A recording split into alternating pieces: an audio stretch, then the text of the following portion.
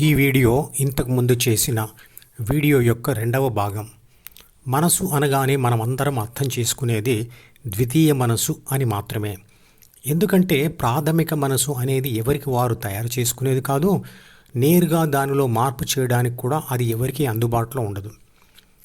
పుస్తకాలు చదివి లేదా పాఠాలు విని ఇతరుల ప్రవర్తనను అంటే మనసును అధ్యయనం చేసి సలహాలు ఇచ్చే సైకాలజిస్టులు మరియు మందులు ఇచ్చే సైకియాట్రిస్టులు తమ స్వంత మనసులోని చెడు భావాలను అంటే తమ వ్యక్తిత్వ లోపాలు తెలుసుకొని వాటిని సరిదిద్దుకోగలరా అంటే లేదు, సరిదిద్దుకోలేరు.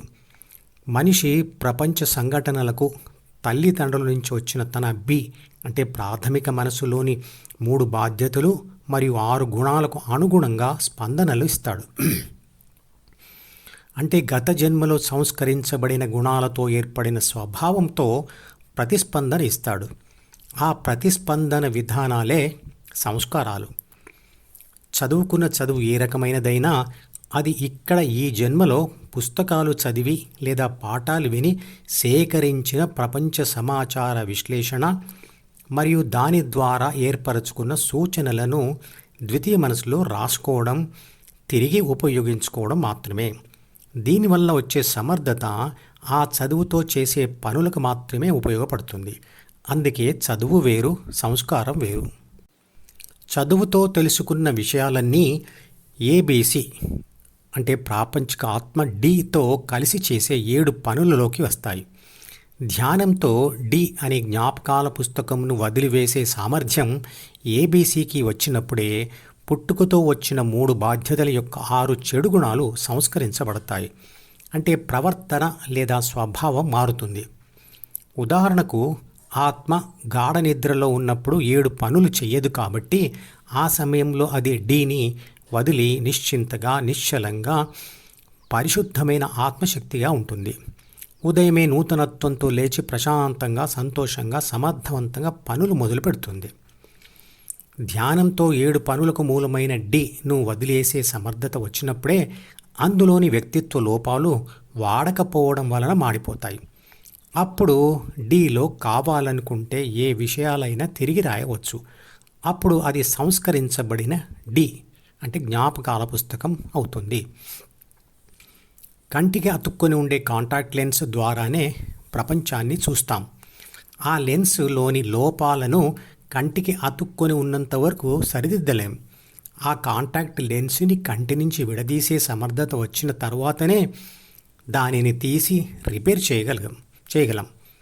డి సంస్కరించబడితే బి కూడా సంస్కరించబడుతుంది. చదువు వల్ల సంస్కారం దానంతట అదే రాదు.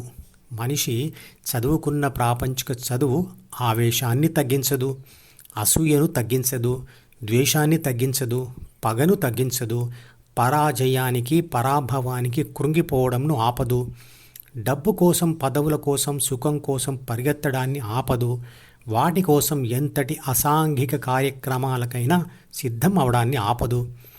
అంటే బాగా చదువుకొని సంస్కారం లేని వాళ్ళందరికీ ఎంతో కొంత వ్యక్తిత్వ లోపం ఉంటుంది. ఈ ప్రాపంచిక చదువులు అసాంఘిక పనులను మరింత సమర్థవంతంగా, మోసపూరితంగా, ఎవరు కనిపెట్టలేని విధంగా చేయడానికి కావలసినంత సమాచారం మరియు పద్ధతులు ఇస్తాయి. ఉదాహరణకు ఈ రోజులలో కంప్యూటర్ నిపుణులు చేసే సైబర్ నేరాలు.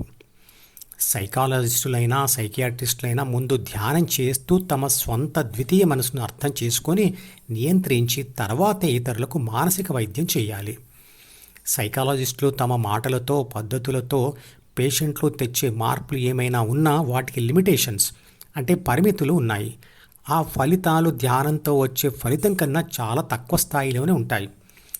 ఆ మార్పు కూడా పేషెంట్ సంపూర్ణంగా మరియు సమర్థవంతంగా డాక్టర్కు సహకరిస్తేనే జరుగుతుంది. వారి ఇతర ప్రయత్నాలతో పాటు ధ్యానం కూడా సరియైన సమయంలో పేషెంట్కు రికమెండ్ చేస్తే ఫలితం బెటర్గా ఉంటుంది. ప్రాపంచిక వ్యవహారాలలో మరియు బంధాలలో కలిగే ఓటమి లేదా కష్టాలు, నష్టాలు, విషాదాలు అందరి జీవితాలలో సర్వసాధారణమే అయినా కొందరు మాత్రం తీవ్ర మానసిక సమస్యలకు గురి అవుతుంటారు. అలా కొందరు మానసికంగా సున్నితంగా ఉండడానికి కారణం పుట్టుకతో వచ్చే ప్రాథమిక మనసులో ఉన్న 3 బాధ్యతలతో కూడిన 6 గుణాలు. అగాధమగు జలనిధిలోన ఆణిముత్యమున్నటులే శోకాన మరుగున దాగి సుఖమున్నదిలే. ఏది తనంత తానే నీ దరికి రాదు, శోధించి సాధించాలి, అదే ధీరగుణం అని ఒక సినీ కవి అన్నాడు. ఆ పాటలో చెప్పిన విధంగా మధుపదం యూట్యూబ్ ఛానల్లోని అన్ని వీడియోలను వరుసగా చూస్తూ సాధన చేస్తే మీకు తప్పకుండా ఫలితం వస్తుంది. ఆ పాట లింకును ఈ వీడియో డిస్క్రిప్షన్లో ఉంచుతున్నాను, వినండి. మధుపదం యూట్యూబ్ ఛానల్లోని ప్రతి వీడియోకి ఒక నెంబర్ ఇవ్వబడింది. 1వ నంబర్ వీడియో నుండి మొదలుపెట్టి వరుసగా చివరి వీడియో వరకు చూస్తేనే ఆత్మశాస్త్రం సంపూర్ణంగా అర్థమవుతుంది. ఈ వీడియో డిస్క్రిప్షన్లో ఉంచిన మధుపదం ప్లేలిస్ట్ లింక్ ద్వారా అన్ని వీడియోలు వరుసగా చూడవచ్చు.